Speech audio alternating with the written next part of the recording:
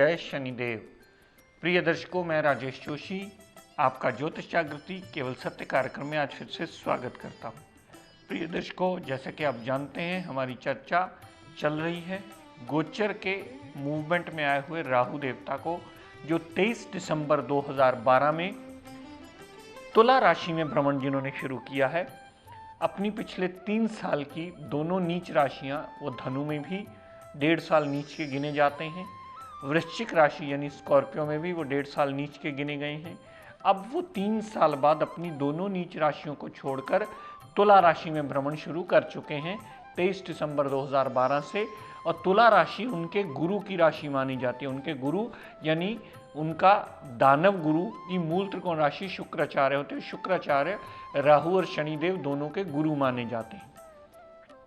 तो मेरी कोशिश ये रही पिछले कुछ दिनों से कि गोचर में आया हुआ इतना बड़ा बदलाव, उसकी विस्तृत जानकारी हर लगन कुंडली में आपको दूं, ताकि आप ये समझ पाएं कि गोचर हर एक के लिए बराबर नहीं मूव करता।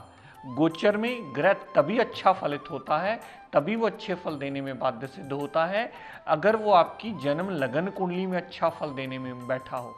अगर आपकी जन्म लगन कुंडली में ही वो खराब फल देने में बाध्य होगा, तो कभी भी गोचर में आया हुआ ग्रह अच्छे भाव में प्लेस होने के बावजूद भी वो आपको अच्छा फल कभी नहीं देगा। इस बात का मूल नियम आप सदैव लड़ बांध के रखिए। अगर कुंडली का अवलोकन करते समय इस बात की विस्तृत रूप से जानकारी समझ लेंगे, तो कुंडली का विवेचन करते समय आपको ये बहुत आसानी रहेगी। सबसे पहले ये देखिए कि आपकी जन्म लगन कुंडली में क्या वो ग्रह अच्छा बैठा है। उसके बाद ये देखिए कि अगर वो ग्रह अच्छा बैठा है तो वो कितने प्रतिशत आपको अच्छे फल देने में बाध्य हुआ है। अगर ये 2 चीज़ें आप समझ लेंगे, इसे फिर गोचर के साथ मैच करेंगे, तो सटीक प्रेडिक्शन के नज़दीक पहुंचते चले जाएंगे। प्रिय दर्शकों, अपने राहु देवता की श्रृंखला को कंटिन्यू करता हुआ जो गोचर का भ्रमण उन्होंने शुरू किया है, आज हम आखिरी लगन कुंडली की बात करते हैं। मीन लगन की कुंडली मीन लगन की इसलिए बनी क्योंकि पहले ही भाव में 12 नंबर लिखा है। इस लगन कुंडली में गोचर के राहु देवता का भ्रमण अष्टम भाव में शुरू हो गया है 23 दिसंबर 2012 से।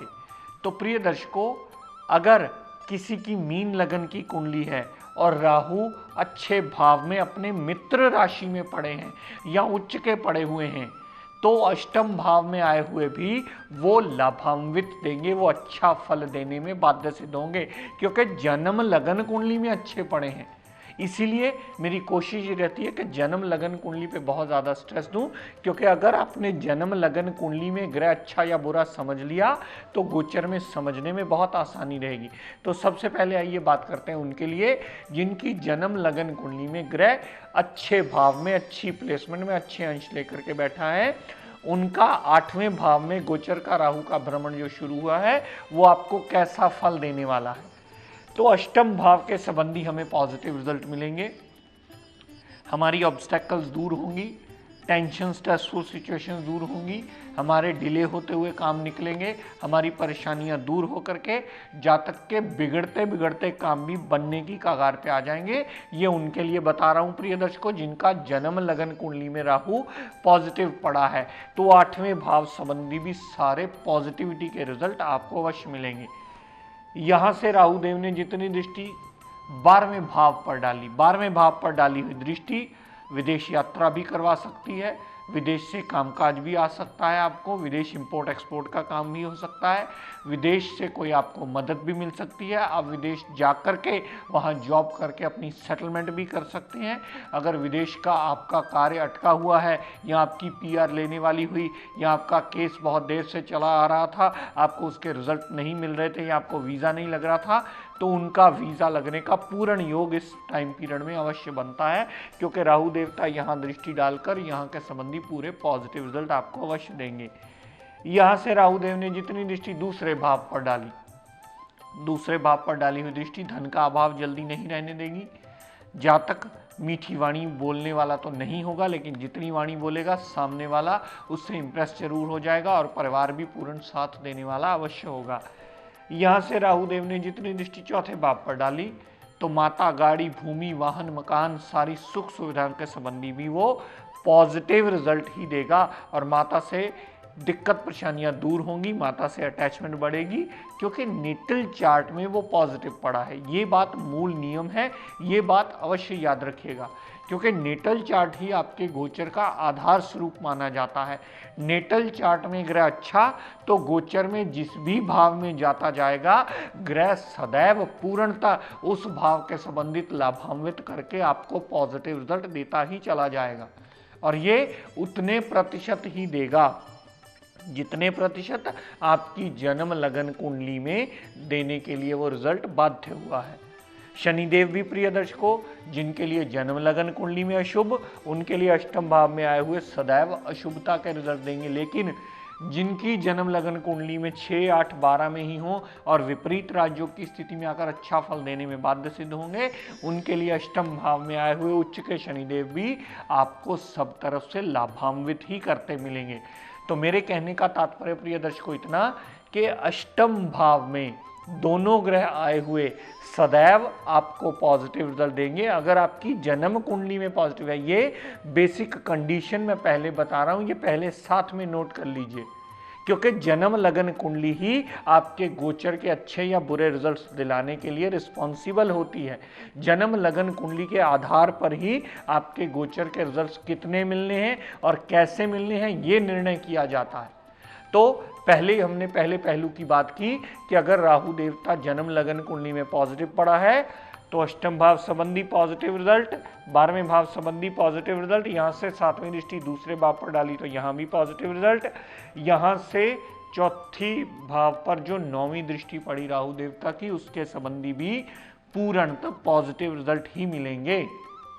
लेकिन प्रिय दर्शकों, अब इसी चीज का दूसरा पहलू है जो समझाना मैं आपको अति अनिवार्य समझता हूं, ताकि उससे आपके सही विवेचन करने का तरीका आपको समझ में आ जाए और आप ये प्रत्यक्ष देख पाएं कि गोचर में प्लैनेट वही है, मूवमेंट वही है, लगन कुंडली वही है। एक को तो अच्छे फल दे रहा है, दूसरे को बुरे फल दे रहा है। बुरे फल किसको देगा? जिसकी जन्म लगन कुंडली में ये राहु देवता खराब पड़े होंगे, नीच के पड़े होंगे, 6, 8, 12 में पड़े होंगे, अपनी शत्रु राशि में पड़े होंगे। यानी किसी भी प्रकार से अगर राहु देवता मारक ग्रह बन जाएंगे कुंडली के, तो अष्टम भाव में आए हुए वो सदैव आपका जीवन यापन कष्टों से भर देंगे। और अष्टम भाव में आए हुए फिर अवलोकन करते हुए बताऊं कि रिजल्ट क्या करेंगे। 8वें भाव में आए हुए राहु देवता हर कार्य में टेंशन बढ़ा देंगे, हर कार्य में देरी होगी, हर काम में रुकावट पैदा होगी, हर काम डिले होकर के बहुत रुकावटें, अटकलें, दिक्कत, परेशानियां दे करके ज़्यादा भागदौड़ और खपने के बाद होगा और उसके भी रिजल्ट टोटली नेगेटिव रहेंगे। यहाँ से राहु देव ने जितनी दृष्टि 12वें भाव पर डाली, फजूल के व्यय होंगे, विदेश यात्रा होगी तो वो भी दिक्कत परेशानियों भरी होगी और अस्पताल के खर्चे भी हो सकते हैं। यहाँ तक कि अगर बृहस्पति पाप प्रभाव में लगन लॉर्ड हुआ तो जेल यात्रा होने की भी संभावना राहु देवता करवा सकते हैं। यहाँ से दृष्टि डाली जितनी दूसरे भाव पर, तो धन का अभाव सदा बना रहेगा, वाणी उग्र होना स्वाभाविक सी बात होगी और यहाँ पर जातक का परिवार उसका साथ देने वाला कभी नहीं होगा, क्योंकि राहु की 7वीं दृष्टि जो दूसरे भाव पर पड़ी तो टोटली नेगेटिव रिजल्ट देगी, क्योंकि राहु नेटल चार्ट में अशुभ बैठा है तो 8वें भाव में आया हुआ और 8वें भाव से जो 7वीं दृष्टि दूसरे भाव पर डालेगा उसके संबंधी भी पूर्ण अशुभता के ही रिजल्ट देता मिलेगा। यहाँ से राहु देव ने जितनी दृष्टि चौथे भाव पर डाली तो माता, गाड़ी, भूमि, वाहन, मकान, सुख सुविधाएं, सारी चीज़ों की प्रॉब्लम्स देता हुआ, सारी चीज़ों की दिक्कत परेशानियां देता हुआ जातक का जीवन यापन मुश्किलों से भरता मिलेगा। माता की हेल्थ को भी प्रॉब्लम्स आएंगी, माता से मनमुटाव होने का योग भी बनता है और माता गाड़ी, भूमि, वाहन, मकान अगर लेने वाला हुआ उसमें भी डिले होना स्वाभाविक सी बात हो जाती है और जातक का चौथे भाव संबंधी भी टोटली नेगेटिव रिजल्ट मिलने के लिए वो बाध्य कर देता है, क्योंकि आपकी जन्म लगन कुंडली में अशुभ है। तो ये नियम आप नोट करना चाहे नोट कर लीजिए, लिखना चाहे लिख लीजिए। इस बात को समझने की बहुत बड़ी ये विस्तार पूर्वक नियम बना लीजिए कि जन्म लगन कुंडली ही आधार है आपके गोचर को समझने का।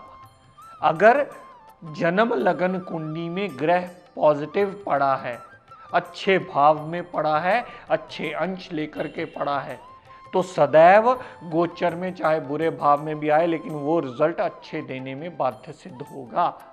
लेकिन अगर जन्म लगन कुंडली में ही खराब पड़ा है, नीच पड़ा है, 6, 8, 12 में पड़ा है, डिग्री वाइज बलहीन होकर के पड़ा है, तो कभी भी गोचर में आई हुई अच्छे भाव में मूवमेंट भी आपको रिजल्ट कभी नहीं देगी। ये बात विवेचन करते समय सदैव ध्यान रखिए, ताकि गोचर को कैलकुलेट करने में आपको बहुत बड़ी आसानी रहे।